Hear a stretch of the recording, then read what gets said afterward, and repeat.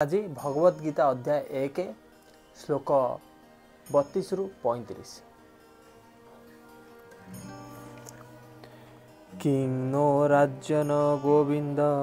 किं भोगै जीवितेन वा जे सामर्थ्ये काण्डखितं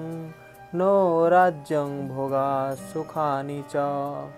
तैमेव स्थिता युद्धे प्राणां त्यक्ता धनानि च आचार्य पितरः पुत्रास्तथैव च पितामहा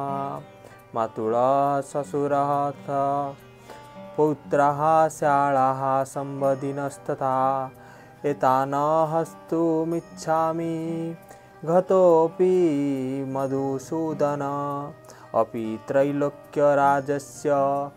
एहोत किं नो मही कृते निहत्य धातराष्ट्रान्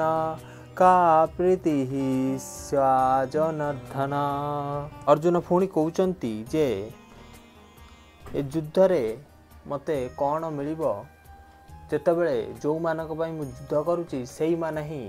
मो आगरे युद्ध करिया पई मो सह प्रस्तुत अछंती। जेमिति कि मो आचार्य पिता पुत्र पौत्र नाती नातुणी मो भाई बंधु मो शालक मोर मामू समस्ते पितामह इत्यादि इत्यादि एमानंकु मारी युद्ध करी बा मते कौन मिलिबो हे गोविंद हे कृष्ण ये पृथ्वी तो छाड़ यदि तीन लोकर राज्य मते राजा कर दियो तथापि मु एमानंकु सहित युद्ध करिया पई प्रस्तुत नुह।